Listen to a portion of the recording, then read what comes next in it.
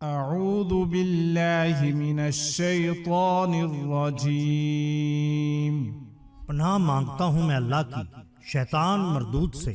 بسم اللہ الرحمن الرحیم۔ اللہ کے نام سے جو بہت مہربان اور نہایت رحم والا ہے۔ مسامرہ ٹی وی کے ناظرین کرام، السلام علیکم۔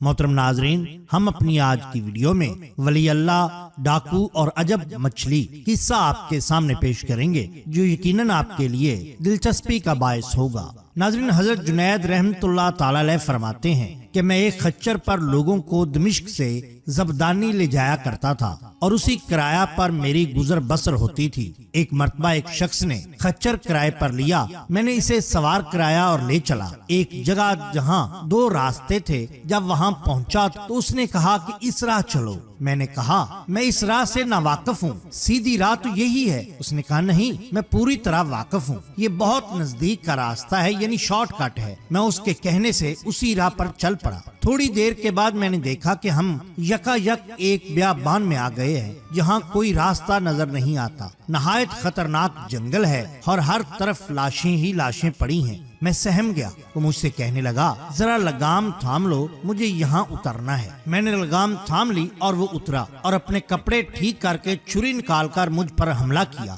میں وہاں سے سرپٹ بھاگا لیکن اس نے میرا تعاقب کیا اور مجھے پکڑ لیا۔ میں نے اس کی منت سماجت کی لیکن اس نے خیال بھی نہ کیا۔ میں نے کہا اچھا، یہ خچر اور کل سامان جو میرے پاس ہے تو لے لے اور مجھے چھوڑ دے۔ اس نے کہا یہ تو میرا ہو ہی چکا ہے، لیکن میں تو تجھے زندہ نہیں چھوڑنا چاہتا۔ میں نے اسے خدا کا خوف دلایا، آخرت کے عذابوں کا ذکر کیا، لیکن اس چیز نے بھی اس پر کوئی اثر نہ کیا اور وہ میرے قتل پر تل گیا۔ اب میں مایوس ہو گیا اور مرنے کے لیے تیار ہو گیا اور اس سے بامنت التجا کی کہ آپ مجھے 2 رکعت نماز ادا کر لینے دیجیے۔ اس نے کہا اچھا، جلدی پڑھ لے۔ میں نے نماز شروع کی لیکن خدا کی قسم میری زبان سے قرآن مجید کا ایک حرف بھی نہ نکلتا تھا۔ یوں ہی ہاتھ باندھے دہشت زدہ کھڑا تھا اور وہ جلدی مچا رہا تھا۔ اسی وقت اتفاق سے یہ آیت میری زبان پر آ گئی۔ ترجمہ: خدا ہی ہے جو بے قرار کی بے قراری کے وقت دعا کو سنتا ہے اور قبول فرماتا ہے، اور بے بسی، بے کسی، سختی اور مصیبت کو دور کر دیتا ہے۔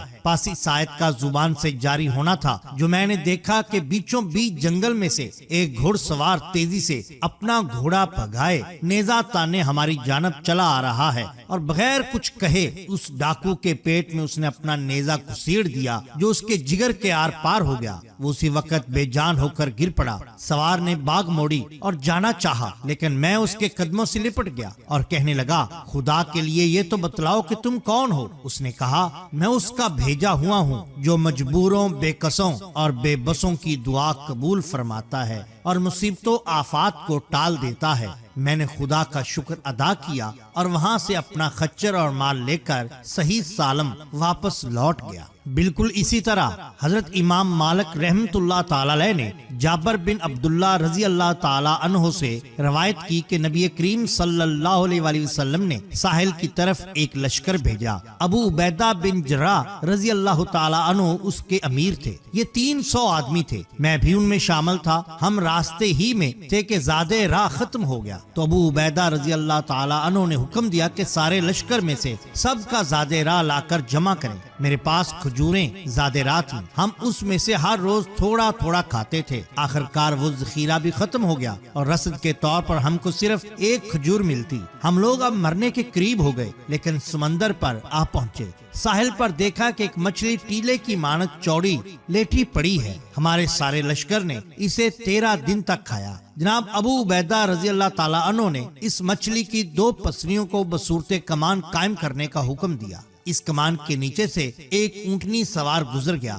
اور اس کے بالائی حصے کو نہ چھو سکا۔ حضرت جابر بھی بالکل اسی طرح بیان کرتے ہیں کہ ساحل بحر پر ایک بلند ٹیلا سا معلوم ہوتا تھا۔ دیکھا تو وہ ایک دریائی جانور تھا جس کو عنبر کہتے تھے۔ ابو عبیدہ رضی اللہ تعالیٰ عنہ نے کہا یہ تو میت ہے، یعنی مرا ہوا ہے۔ پھر کہا ہم رسول اللہ صلی اللہ علیہ وآلہ وسلم کے قاصد ہیں، بھوک سے مجبور ہیں، تازہ تازہ گوشت ہے، خوب کھاؤ۔ ہم وہاں 1 مہینہ ٹھہرے رہے۔ ہم 300 آدمی تھے، کھا کھا کر موٹے ہو گئے۔ اس کی آنکھوں کے ڈیلوں کے اندر سے ہم مٹکے بھر بھر بھر کے روغن نکالتے تھے، اتنے بڑے بڑے ٹکڑے کاٹ لیے تھے جیسے گائے ہو۔ ابو عبیدہ رضی اللہ تعالیٰ عنہ نے اس کی آنکھ کے گڑے میں 13 آدمیوں کو بٹھا دیا، اس کی ایک پسلی لے کر بصورت کمان زمین میں قائم کی گئی تو بڑے سے بڑا اونٹ اس کے نیچے سے گزر گیا۔ غرض یہ کہ مچھلی اتنی بڑی تھی کہ پھر ہم نے اس کا گوشت سکھا کر زادے راہ بنا لیا۔ جب مدینہ پہنچے تو نبی کریم صلی اللہ علیہ وسلم سے اس کا ذکر کیا گیا تو فرمایا